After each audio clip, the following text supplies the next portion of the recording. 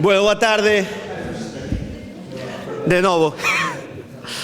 Imos continuar a xornada do baile comunal, o serán desta aldea Oceo, con a nosa compañeira Xulia Feixó, que é a primeira etnomusicóloga titulada de Galiza, licenciada en Historia da Arte, na especialidade de Historia da Música, e titulada profesional de Percusión, música de bandas como Rodrigo Romaní, é excomponente de Son de Seu e actualmente desde onte en Caramuxo.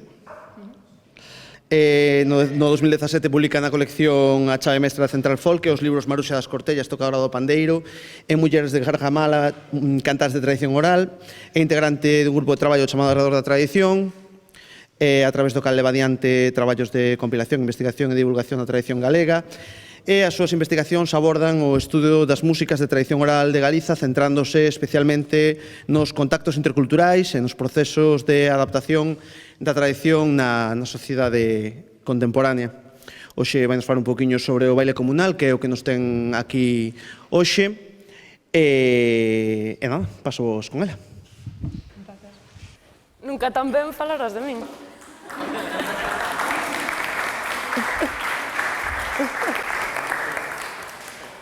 Bueno, pois boa tarde de novo, os que xantastes comigo, pois boa tarde outra vez, os que non, pois benvidos a esta xornada.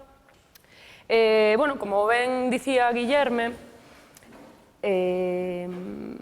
formo parte dun grupo de traballo que somos ele máis eu, con gloriosas colaboracións, como o caso da panderetera Andrea Cabanelas, e adicámonos fundamentalmente a compilación e a divulgación das nosas músicas de tradición oral. Froito deste traballo, pois fixemos as publicacións que supoño que xa todos coñecedes, porque, bueno, pois son estos casi todos amigos e compañeiros. Pero tamén, no grupo de traballo, é dicir, aparte destas publicacións que nos parecen fundamentais e que ocupan a meirande parte das nosas enerxías e do noso tempo de lecer e tamén da nosa vida así profesional, parecenos moi importante a parte de investigación alrededor do significado que estas músicas teñen na nosa sociedade. Na nosa sociedade tradicional, é dicir, no tempo no que as nosas informantes vivían todo iso que nos contaban, mas tamén me preocupa especialmente, nos preocupa especialmente como encaixa todo ese patrimonio que aínda está vivo hoxe en día, é dicir, cara a nós, que significa para nós todo ese patrimonio. De aí que hoxe fixéramos o Guillerme coordinara esta xornada coa Asociación de Gaiteiros Galegos e que hoxe eu viñera a falar do baile comunal e dos novos contextos para estas antigas tradicións. Creo que, si, un pouco esta xornada é a mostra de todas as nosas inquedanzas, de como o recoñecemento ás persoas que nos contaron todo ese patrimonio, sobre todo o recoñecemento en vida, posta en valor e tamén visibilización pública, teñen que levarse adiante e un pouco, estou moi orgullosa, a verdad, que Guillerme tivera esta iniciativa, dolle así o parabén público e a Asociación de Gaiteiros que sempre apoia este tipo de iniciativas tamén. O que hoxe veño a falar aquí, lonxe de querer pontificar, evidentemente, que eu non son naide e non sei máis que naide, simplemente me gusta pensar moito sobre todo isto que me apasiona, que é o meu traballo, pero tamén é o fío conductor da miña vida. É un pouco eso, froito das miñas reflexións de como cando empecé eu no mundo da música tradicional, como supoño que moitos de vós, tocando na agrupación folclórica da miña zona, inda que eu son autodidacta e viña do mundo do conservatorio, pero sí que a raíz dun encontro con Ernesto Campos, a miña vida como percusionista dou un xiro e empecé a tocar con moitas agrupacións, da zona de Vigo fundamentalmente, logo empecé a dar clase por aquí, por esta zona, polo Condado, en Fozara, que estive moitos anos, e foi o meu primeiro contacto coa docencia da percusión tradicional. E logo, como a raíz dos estudos en etnomusicoloxía no Conservatorio Superior, un pouco toda esta visión que eu tiña da música tradicional foi cambiando e fun descubrindo moitas cousas, fun tirando moitos mitos. Cales son, de onde ven, cales son as orixes do que nos entendemos como música de tradición oral? Non do que nos contan as informantes, sino do que a nivel colectivo se foi construindo como un discurso etnicitario, é dicir, como a nosa identidade como pobo se foi forxando nun discurso formado por unha elite cultural a finais do século XIX e principios do século XX. Si en algún momento queredes intervir ou se vos escapa algún concepto ou vos perdedes algo, pois sen problema non teñades medo a falar, porque é un pouco a idea de hoxe. Xa me coñecedes, nos coñecemos todos e sen problema me parades ou intervides cando vos dé a gana. Concepto de etnicidade. Todas estas definicións ou todo este discurso, evidentemente non o inventei eu, estudou non moitísimo o que dirixiu o profe que dirixiu o meu traballo fin de estudos, Luís Costa, non sei se o coñecedes. Ele tamén un dos primeiros musicólogos, así un pouco referente da musicoloxía do noso país. Ele agora mesmo dá clase no Superior de Vigo, en musicoloxía, foi meu profe, e tamén fixo unha tese doutoral impresionante, que non está publicada, por certo, no que foi estudando precisamente estas cuestións, como ata o ano 36 se foron creando todos estes discursos etnicitarios sacados dos movimentos políticos. Si vos fago así un pequeno percorrido, si alguén quere afondar, pode escribirme a redorddatradicion@gmail.com, que é o noso correo. Vos podo mandar a tese de doutoramento, non é de lectura lixeira, precisamente, non é para ler antes de dormir, de non ser que padezades de insomnio, pero, é moi interesante e de obrigada lectura. En xeral, os povos, é dicir, os grupos humanos, xeneraron este sentimento de pertenza a través da etnicidade. Baséase na identificación dunhas prácticas culturais propias en oposición a dos outros grupos. Isto quer dicir, un principio antropolóxico polo cal eu me sinto identificada co meu grupo, ca miña aldea ou ca miña parroquia, porque temos uns elementos que todos practicamos e que son diferentes os do grupo de enfrente. E precisamente os grupos, as actividades que eu realizo, que son especialmente diferentes as do outro grupo, son as que eu escollo como rasgo identitario propio. Ese é o principio de alteridade. Son eu, pero sempre en diferencia do outro grupo.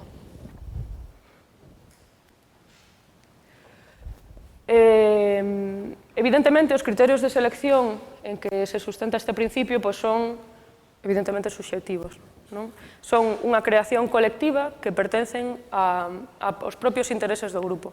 Cando eu quero que o meu camiño, é dicir, que a miña identidade vaya nunha dirección, selecciono os patróns de comportamentos propios da miña etnia ou do meu grupo e que mellor se adaptan ao discurso que eu quero levar.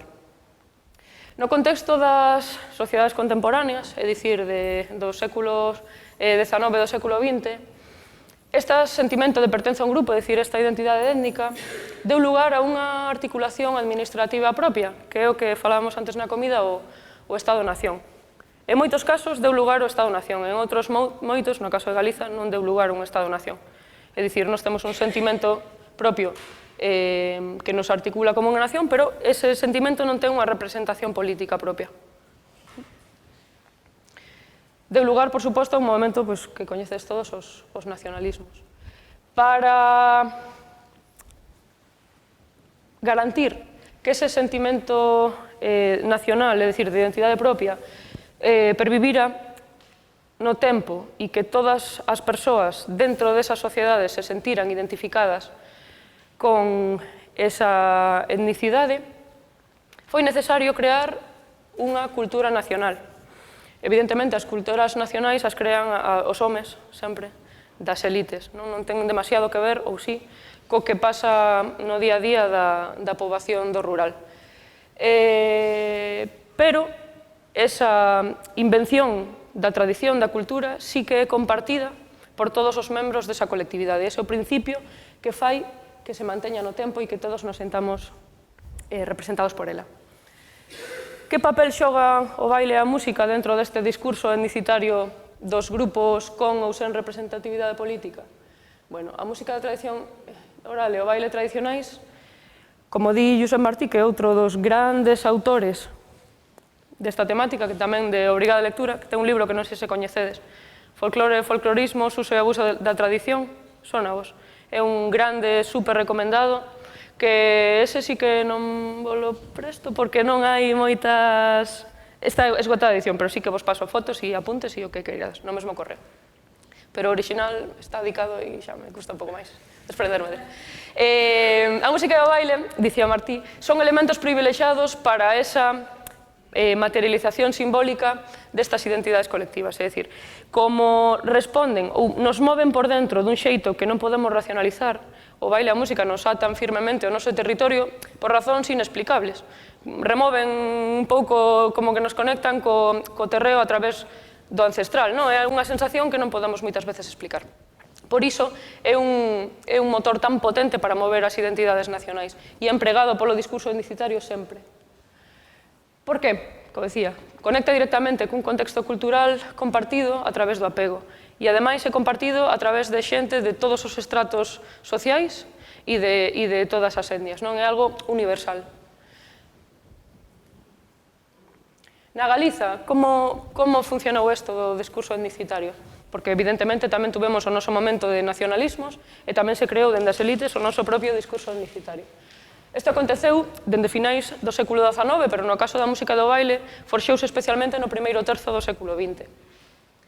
Houbo, como en todo o movimento nacional, posturas confrontadas, é dicir, correntes políticas que estiveron loitando por facerse coa hexemonía do discurso etnicitario. No caso de Galiza había dúas posturas contrapostas, claramente diferenciadas. Unha era a liberal dos liberais progresistas, que tiñan a Murguía e todo o mito do celtismo como cabecilla, e por outro lado, o movimento máis tradicionalista, que viña representado por Alfredo Brañas. Pois por cousas de movimentos de partido, conseguiron a hexemonía, é dicir, conseguiron tecer o noso discurso etnicitario os galeguistas de corte tradicionalista. Como fixeron? Bueno, no caso da música e do baile de tradición oral, escolleron aqueles rasgos formais que tiñan máis representatividade no pobo, é dicir, valéronse, que isto fixeron tamén os romanos, valéronse daquelas manifestacións culturais que xa existían na propia tradición, no propio pobo, para instrumentalizar e que todo o mundo se sentira identificado co seu discurso. Por iso non é raro atopar rasgos da nosa cultura popular dentro do discurso etnicitario. Que outros criterios empregaron o de exclusividade? É dicir, buscaron o feito diferencial.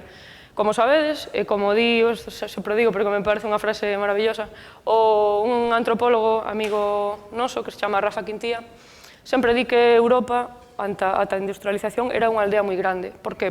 Porque as sociedades tradicionais todas teñen as mesmas necesidades, todas viven das súas colleitas, todas viven do ciclo anual, todas teñen medo a que despois do inverno non chegue a primavera e non teñan alimento, e todos eses medos se materializan de formas similares en todo o mundo. Que pasa? Que, por exemplo, no contexto peninsular, que máis ou menos todos podemos manexar, pois sí, en todas as sociedades hai música tradicional e baile tradicionais, pero algunhas tradicións son compartidas e outras non. O discurso noso discurso etnicitario, é dicir, o noso discurso nacional, escolleu aqueles bailes, aqueles instrumentos e aquelas melodías ou aqueles ritmos que non eran compartidos. Digamos que isto nos axudaba, ou lles axudou, a autodefinirse en contraposición co outro, é dicir, o principio de alteridade do que vos falaba ao principio. Por suposto, que as elites culturais empezaron a desplegar todo o seu arsenal de invención da tradición, collendo elementos, lóxicamente, documentados e que efectivamente existían na cultura tradicional e popular, pero empezaron a crear eles o seu propio discurso coa súa propia estética e coa súa propia linguaxe.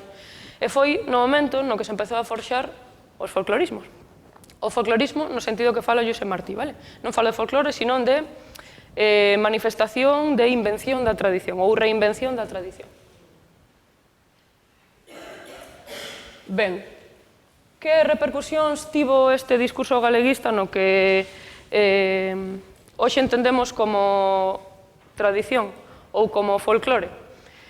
Pois a creación das primeiras agrupacións folclóricas xa dende finais do século XIX, pero que tiveron un auxe impresionante no primeiro terzo, máis ben na primeira metade do século XX, os coros galegos, e por outro lado, a conformación dun corpus inicial de literatura etnográfica. Isto refírese fundamentalmente a escritos nos que se falaba e se discutía sobre que elementos tiñan que estar dentro dese discurso etnicitario e tamén a aparición dos primeiros cancioneiros. Neste momento temos o cancioneiro de Incenga, temos o, coñecido por todos, o Casto San Pedro, temos o Tornere Baligái, e esta tradición chega incluso ata o ano 84 co cancioneiro popular galego e máis alá da magnífica Doroce Xugart. Eu engado tamén, un pouco fora do discurso de Luís e de Josep Martí e tal, un pouco a visión de xénero. Tamén, ata este momento, a tradición recaían máis femininas, elas eran as responsables de todo, como veremos despois, e como supoño que vos falaríamos e Felisa, e todos estamos fartos de saber. A tradición se aprendía nas casas, as transmisoras eran as mulleres, as responsables de que todo salira adiante eran as mulleres, pero no momento en que ese discurso foi público, e foi importante, e foi mediador de sentimentos nacionais e tamén de poder, se masculinizou completamente. Entón, eu engado esa perspectiva de xénero que Luís e Josep Martí, polo momento e por ser homes, non tiveron en conta, me imagino, nos seus estudos. Aquí vos traio, un dos primeiros, non sei se o primeiro, hai aí debate sobre se son os primeiros ou non, pero, dende logo, os máis representativos, o coro Aires da Terra, esta é unha foto chilísima que fixeron en Madrid. Aí tendes a Salvo Manuel de Castro, o home da esquina que toca o tambor, que era labrego, era un excelente percusionista, menos el. O resto forma parte da elite cultural da Pontevedra de principios do século XX. Como vedes, o folclorismo neste momento xa empezou a sentar uns clichés que non nos son nada alleos, é dicir, que están presentes no momento da nosa socialización coa música tradicional. O meu referente, cando empecé a pensar sobre todo isto, cando me empecé a decatar de como iban as cousas, para a música tradicional era este, o traxe, era un pouco a recreación de ritmos cunha estética, pois, por así dicilo, pastoril, moi idealizados, cunha forte peso do que era o rural. Eles querían rescatar a tradición que estaba perdéndose, a autenticidade desas manifestacións puras. O que querían era recrear unha foto, unha imaxe fixa. Querían facer unha especie de bodegón do que eles pensaban que houbo de ser a cultura tradicional. De feito, esta é unha imaxe mítica e, curiosamente, cando estaba preparando a charla, acordeime das recreacións que fixeron, houbo dúas, cando foi o centenario, houve dúas recreacións, unha moi chula que presentaron no Museo de Pontevedra, que lideraba Pablo Carpintero, que non sei a través que fixo a través do Ultrella ou senón, estaba Pablo no medio, e ao final de todo, pois eles posan tal cual para repetir esta foto, non? E aí fun consciente de, efectivamente, seguimos traballando para recrear fotografías fixas, que era un pouco a vontade desta xente. Por outro lado, o que vos explicaba, mesmo en todos os cancioneiros, non sei se os manexades ou non, hoxe non os truxen porque son libros moi grandes e vos lo contaba e logo mirades se queredes vos na casa. Chama poderosamente a atención o manipuladas que están as recollas dos cancioneiros. Non quere dicir que non sexan fieis a melodía que lles cantara a señora, que moitas veces eles ni sequera entrevistaban a señoras. Non sei se coñecedes un pouco a historia do Casto San Pedro. Casto San Pedro era o director do Museo de Pontevedra, é dicir, unha persoa da elite social da Pontevedra de principios, de finais do século XIX e principios do século XX. O seu amigo, que estaba aquí nesta foto, Saíd Armesto, é un dos grandes investigadores da literatura galega. De feito, foi o primeiro catedrático de lingua galega en Madrid, antes do ano 36. Fixeron a cátedra de lingua galega e el foi o primeiro catedrático. Foi un dos investigadores máis brillantes do romanceiro na Galiza e el sí que facía moito traballo de campo, que, por certo, viviu en Bueu varios anos. El carteábase moito cos resto de intelectuais, incluído Casto San Pedro, e el era o que lle pasaba un pouco as recollas, pero claro, non eran recollas en formato audiovisual, eran recollas das súas transcritas, é dicir, Casto San Pedro tivo moi pouco contacto real coa tradición. Sí que coñecía o corpus, sí que coñecía o repertorio, pero non iba moito ao campo, non facía moitas recollas, como nos entendemos hoxe en día. O que facían, se vos fixades no Casto San Pedro, eles recollían aqueles ritmos que eles consideraban que estaban acordes co discurso unicitario. Non é fácil atopar no Casto San Pedro ou no Incenga ritmos bailables ou ritmos máis modernos. Casi sempre aparecen, pois, eso, alalás, rebeiranas, muiñeiras, jotas, pero non pasodobres, non chiquichiquis, non agarrados nas rumbas. Digamos que a súa visión do repertorio tiña moi claro o que habían de seleccionar e o que non valía porque non estaba dentro do discurso oficial da tradición. Cando veu Dorothea Schubart no 84, bueno, veu antes, veu no 78 e estivo facendo traballo de campo con Antón Santamarina, foi unha revolución para a endomusicoloxía e, sobre todo, para a sistematización do traballo de campo na Galiza. Ela, pois, traballaba, ni sequera era endomusicóloga, ela traballaba no Conservatorio en Lausanne e daba clase algo así como de armonía e contrapunto. Pero quixo facer traballo de campo, quixo reencontrarse coas orixes da música de tradición oral. Para iso quixo ir á periferia de Europa, porque no centro de Europa todo iso desaparecera completamente pola industrialización. E chegou a Galicia e, bueno, toda a historia dela xa a coñecedes. Que pasa? Que é unha sistematizadora de melodías excepcional. Ela foi a primeira en contarnos que non existen melodías fixas, senón que hai un tipo melódico e que as informantes van recreando esa melodía cada vez que a interpretan, pero que non hai patróns fixos. Pero a nivel de investigación, de traballo de campo, ela tamén iba contaminada con este discurso unicitario. É dicir, no cancioneiro de Dorothea Schubart non hai prácticamente mención nin a, o que vos dicía, nin a valses, nin a pasodobres, nin a chiquichiquis, nin a nada disto. Vos traio, bueno, coñecedes o cancioneiro, son 7 volumes así enormes, o sea, é un cancioneiro. Vale, o volume primeiro é onde explica un pouco a metodoloxía, vale? Onde está toda a chicha, é un troncho ben interesante. O primeiro volume, así, ten 400 páxinas, seguramente. Vale, toda a mención que fai aos ritmos modernos é esta transcripción que vos traio aquí. Dice, unha vez tratadas as seituras, alalás, muñeiras e jotas, queda un grupo heteroxéneo de melodías que aínda serían susceptibles dunha clasificación en grupos menores, pero non é rentable dentro deste estudio. Isto é toda a mención que Dorothea Schubart fai a este repertorio máis moderno ou de tradición máis moderna. Perfecto. Eu non teño ningún problema con Schubart, encántame, pero no 2016 empecé a facer o traballo fin de estudos. Acabei en endomusicoloxía e, como sabedes os que facedes o superior, bueno, pois acabarei que facer un traballo de investigación para titularte. Eu, como tamén sabedes, supoño, pois decidín facelo sobre o pandeiro cadrado, que, bueno, o repertorio asociado ao pandeiro cadrado. E, bueno, pois fun collendo recollas de aquí e da lá, que me pasou moitas Luís Prego, Guillerme tamén me pasara algunha que outra, Xandre, Outeiro, e empecé a analizar, tamén cun enfoque, pois, o que eu coñecía, o de Schubart. E empecé a facer estas cosas que venden moito nos traballos, as gráficas, e porcentaxes, e canto número de melodías frixas hai e tal, non sei que ao final me di conta que non me valeu para nada. Pero, bueno, pues daquelas pensaba que era, bueno, quedaba chulo.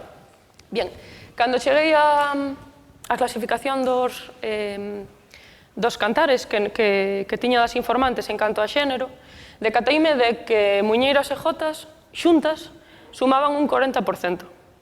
O 60% eran, os agrupei en ritmos soltos, en bailes soltos.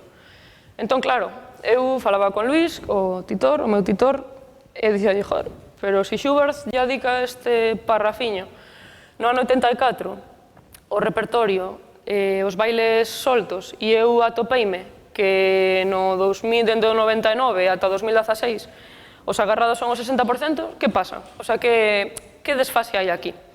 E entón, pois, falando con el, que un tío así moi brillante, pois, el dicíame, bueno, explicoume todo isto, é que Schubert ten unha visión da tradición que non se corresponde coa realidade.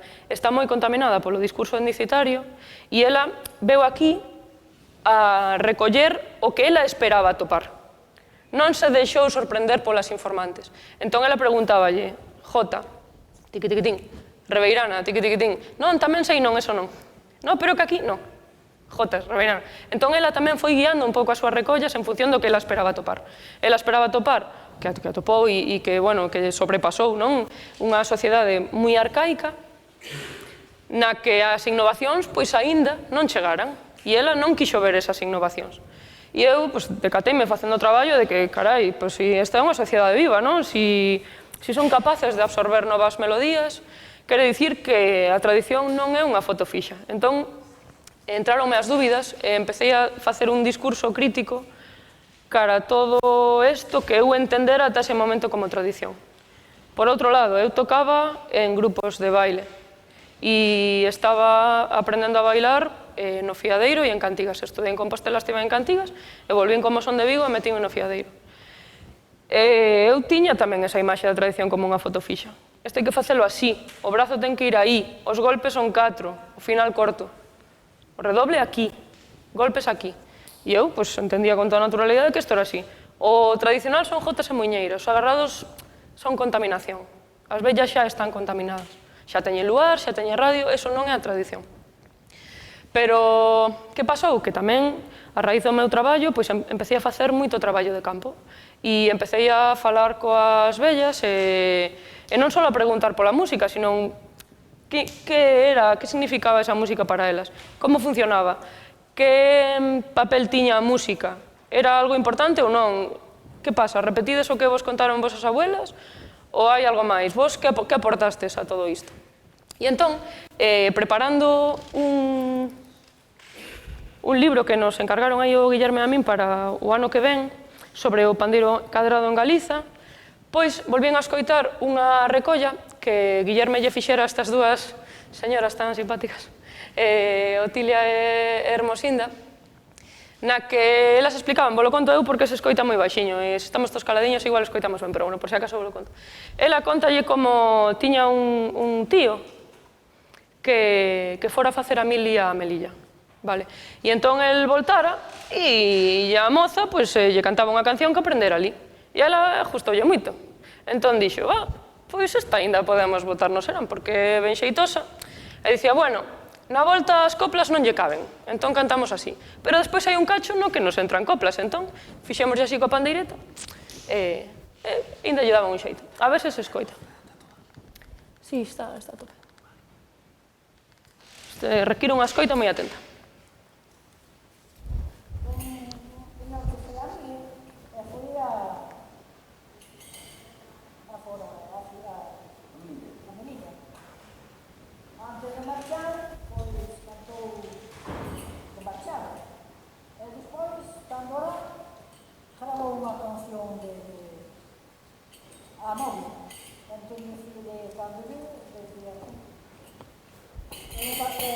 Eu e Maila de Fundo Otilia, botamos, isto non ninguén me cantou, botamos no frondos, que é pequeno, porque non lle poden partir.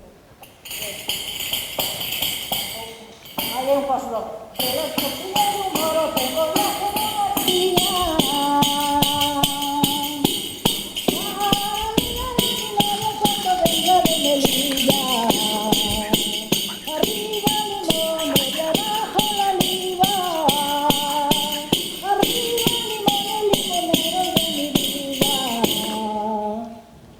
Despois nós añadimoslle cantigas, puxémoslo como botábamos cantigas, non? Porque cual dice que vuelan las cintas de mi mandile, dice que vuelan, si vuelan, déjalas ir. Collen cantigas, e tú? Eu que sei. A ver, collen, eu que sei, pois pa diante, non? Efectivamente. É dicir, todos aqueles mitos que eu pensaba que era tradición, pois se me foron desmoronando. Con respecto ao papel da muller da tradición ou a lectura de xénero sobre a tradición, sí que é algo que me apasiona, que me gusta moitísimo, e no que estou moi metida, e entón empecé a facer cuestionarios específicos destes temas. Un deles foi este que lle fixen a María e a Lola, as nosas queridísimas informantes de Jarjamala, do Barro e do Barral, Bueno, non só para mí, sino para que a xente que cantara o repertorio se soupera como era a súa vida, non? E como, ata que punto, recaía nas súas costas todo o peso da tradición. Vos poño este corte para que vexades como... E había unhas espigas todas rojas que chamaban reis. Cando topaba, se iban coller polo día, porque naquele tempo a mellor traías 5 ou 6 personas polo día a coller, porque nós tiñamos moita faena de millo, entón xa se escondían. E á noite xa tiñan escondidas, collían aquela espiga e mallaban aquelas mozas todas a abratos, porque con aquelas espigas tiñan que dar abratos. Podían dar abratos? Podían dar abratos. Podían, O sea, se querían... se portaban ben, daban abratos tamén, a mí levaban espigas tamén, Claro, a mellor uns portábanse ben, outros na tumbaban, había de todo. Bueno, a ver, E mentres vos esfollabades, os homes tamén esfollaban? Era como unha... Na follada tamén. Depende da gana que tiveren tamén, sabes? Porque, oye, no medio do montón, había un mellor que tú a mellor se follabas 4 espigas e eu a mellor unha. E cantábamos. Oi, deixame mulleres. Cantábamos o tempo da ser follada, non dá proveito a ninguén, mandei na muller a elas, follaron a tamén. Se chamaban unha moza a beilar. E ao mellor non iba a beilar, e despois iba a beilar con outro.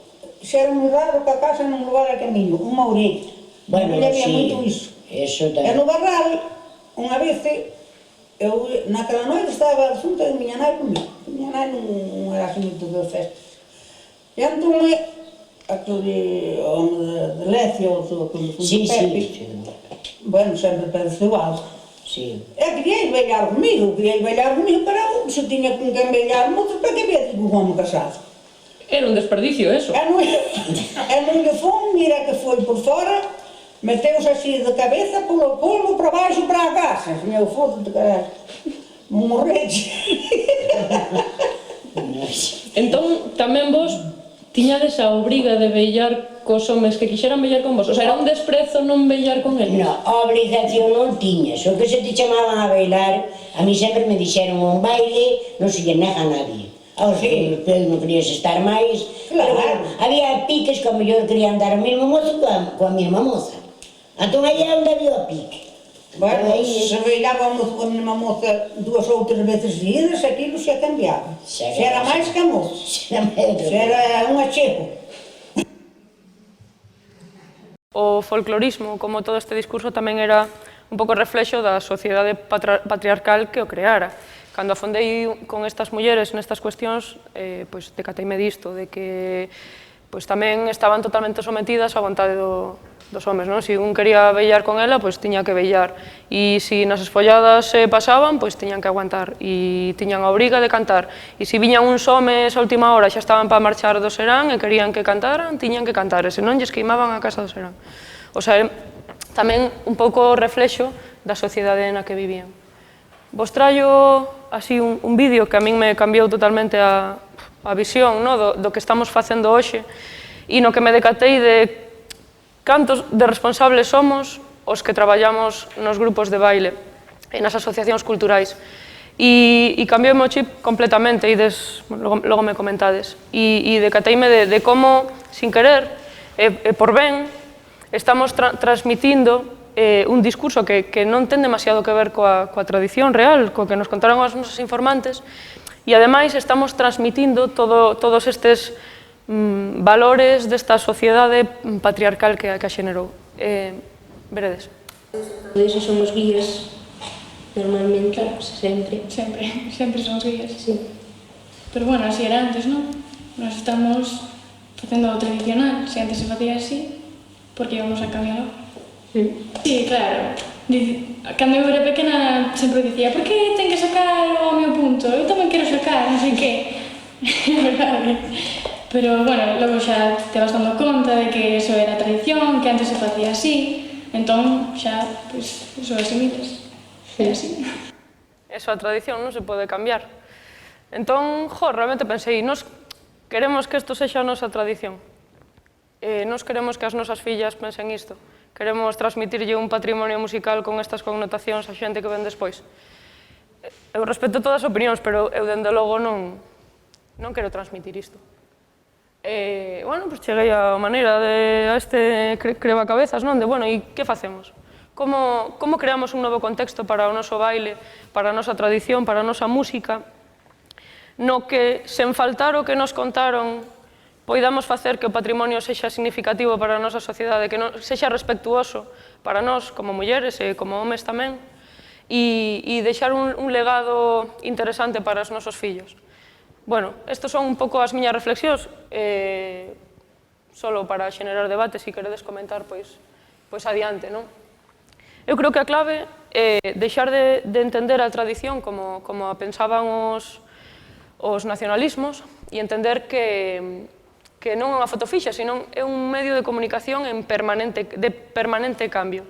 É completamente dinámico e que nos temos que valer da nosa tradición para poder expresarnos, para poder comunicarnos, pero coas nosas propias claves, non coas claves dos nosos avós.